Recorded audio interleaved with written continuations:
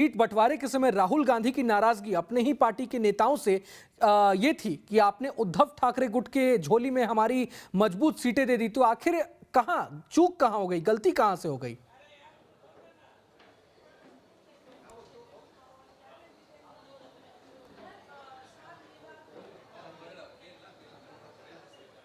विलास, आपको आवाज मिल रही है हमारी? तो विलास से संपर्क नहीं हो पाया, एक बार फिर से चलेंगे और समझने की कोशिश करेंगे। लेकिन फिलहाल देखिए, एक बड़ा अपडेट आपको बता दें, झारखंड की सभी 81 सीटों के रुझान सामने आ चुके हैं। इलेक्शन कमीशन के मुताबिक यहां पर स्पष्ट हो चुकी है स्थिति सीटों के रुझान में। यहां पर इंडिया गठबंधन जेएमएम के साथ जो है कांग्रेस आरजेडी सीटों पर आगे है, यानी इन्होंने बहुमत का आंकड़ा पार कर लिया है। एनडीए यहां 30 सीटों पर है, बीजेपी 27 है और एसयू यहां पर 2 सीटें हैं और 1 सीट जो है वो जेडीयू के खाते में जाती हुई नजर आ रही है। तो ऐसे में 30 का आंकड़ा है। और ये बड़ी खबर सामने आ रही है, बड़ी खबर सामने आ रही है लक्ष्मी। अखिलेश यादव का पीडीएफ फर्जी है, ये केशव प्रसाद मौर्य का बयान सामने आया। अखिलेश यादव और केशव प्रसाद मौर्य यूपी के डिप्टी सीएम हैं, उनके बीच हमेशा ये खींचातानी नजर आती है। लेकिन अब जिस तरह से चुनाव में, उपचुनाव में बीजेपी की एक बड़ी जीत होती दिख रही है, केशव प्रसाद मौर्य ने एक बार फिर तंज कसा है और कहा है कि अखिलेश यादव का पीडीएफ फॉर्मूला यानी पिछड़ा, दलित और अल्पसंख्यक का जो फॉर्मूला था वो कहीं ना कहीं फर्जी है। चुनावी नतीजों पर कांग्रेस नेता उदित राज का भी बयान सामने आया है। उन्होंने कहा है जब तक ईवीएम है तब तक ये फर्जीवाड़ा चलते रहेगा। महाराष्ट्र के परिणाम ईवीएम की जीत बता रहे हैं। ये कहीं ना कहीं उदित राज का बयान सामने आया कांग्रेस नेता का। महाराष्ट्र में कहीं ना कहीं ये देखने को मिल रहा है। उन्होंने कहा है जब तक ईवीएम है तब तक चुनाव निष्पक्ष नहीं। तो आखिर विपक्ष हर बार लक्ष्मी ईवीएम पर ही सवाल क्यों उठाता है? हरियाणा में भी हमने देखा, तो हरियाणा में भी आपसी गुटबाजी के चलते कांग्रेस को एक बहुत बड़ा नुकसान हुआ, लेकिन हर बार ईवीएम पर सवाल उठा रहा है विपक्ष। ये क्या, कैसे देखती है? निश्चित तौर पर देखिए, ये कहा जाता है जो जीतता है वो बहुत इजीली आंकड़ों को एक्सेप्ट कर लेता है और जो हारता है उसके लिए पहचाना थोड़ा मुश्किल होता है। लेकिन अब आंकड़े ये हैं और लोकतांत्रिक तरीके से चुनाव प्रक्रिया आगे बढ़ती है, सब कुछ निगरानी। उत्कर्ष इस वक्त हमारे साथ जुड़ रहे हैं। उत्कर्ष, स्थिति स्पष्ट हो चुकी है और जरा झारखंड की स्थिति स्पष्ट हुई है, जरा बिहार की जिन 4 सीटों पर उपचुनाव हुए उनके भी जरा बताइएगा कि क्या कुछ नतीजे अब तक रहे हैं। उत्कर्ष।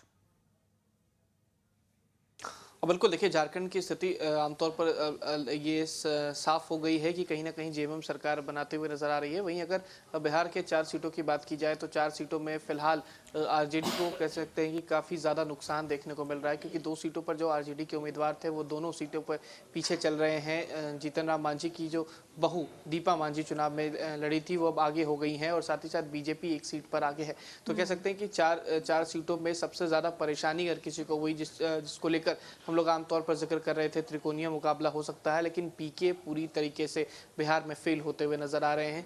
चारों सीटों पर उनके उम्मीदवार महज 1000 से 2000 वोट पर आके अटक गए हैं और करीब 4 से 5 राउंड की काउंटिंग जो है अब तक हो चुकी है, लेकिन बावजूद उसके पीके किसी भी तरीके का फैक्टर पीके अपना नहीं दिखा पा रहे बिहार में। वहीं अगर एनडीए की बात की जाए तो एनडीए की 3 से 2 सीटें जो हैं 4 में से वो बनती हुई नजर आ रही हैं, जिसमें एक जेडीयू की और एक अगर बात की जाए तो फिलहाल अभी जीतन राम मांझी की सीट है।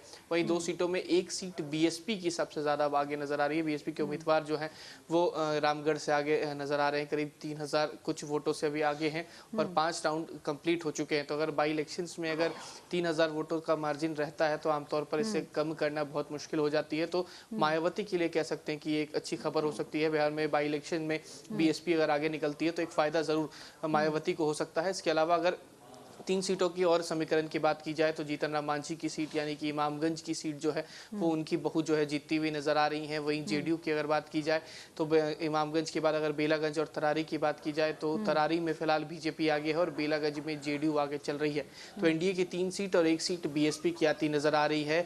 इस बार आरजेडी या महागठबंधन की बात करें तो खाता खुलता हुआ नजर नहीं आ रहा है, तो कहीं ना कहीं परेशानी का सबक आरजेडी और महागठबंधन के लिए जरूर नजर आ रहा है। बिहार में उपचुनाव में भी एनडीए की एक्सेप्टेबिलिटी जनता दिखा रही है, ये तो बता रहा है। तो ये आरजेडी के लिए तो मुझे लगता है कि बहुत ज्यादा चिंता का विषय और विचार का विषय होना चाहिए। अब बिल्कुल देखिए, पूरी तरीके से हाँ बिल्कुल, देखिए पूरी तरीके से चिंता का विषय है, क्योंकि 4 सीटों में 3 सीटें पहले से महागठबंधन के पास थी, जिसमें 2 सीटें आरजेडी की और 1 वामपंथी दलों की थी। लेकिन ये तीनों सीटें जो है आरजेडी और वामपंथी दल हारते हुए नजर आ रही है, और 1 सीट जो जीतन मांझी की थी वो वापस एनडीए के पास पहले से बनी हुई है।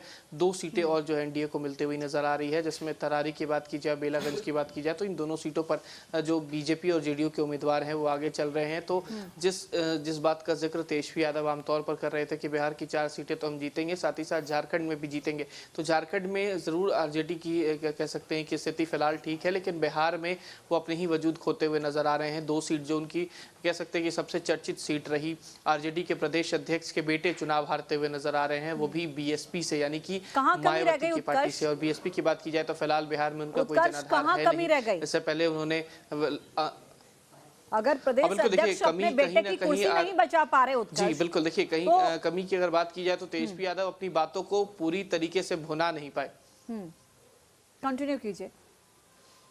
हाँ बिल्कुल, देखिए साफ का अपने प्रदेश अध्यक्ष की जो भूमिका रही इस बार कहीं ना कहीं पूरी तरीके से विफल रही। जगदानंद सिंह ने पूरी कोशिश कर ली, लेकिन उसके बावजूद जो स्थिति है फिलहाल बहुत खराब नजर आ रही है। जब 3000 का मार्जिन आमतौर पर बाई इलेक्शन में होता है तो एक परेशानी का सबक जरूर हो जाता है, और ऐसे में अगर सुधाकर सिंह जो कि सांसद बने, जो अपनी सीट को छोड़े, उनके छोटे भाई चुनाव लड़ रहे हैं और ऐसे में हारते हैं तो परेशानी का सबक जरूर होता है।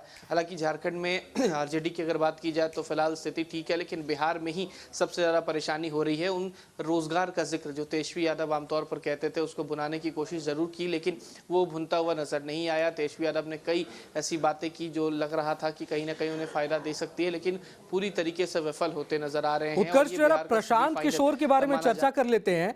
प्रशांत किशोर का डेब्यू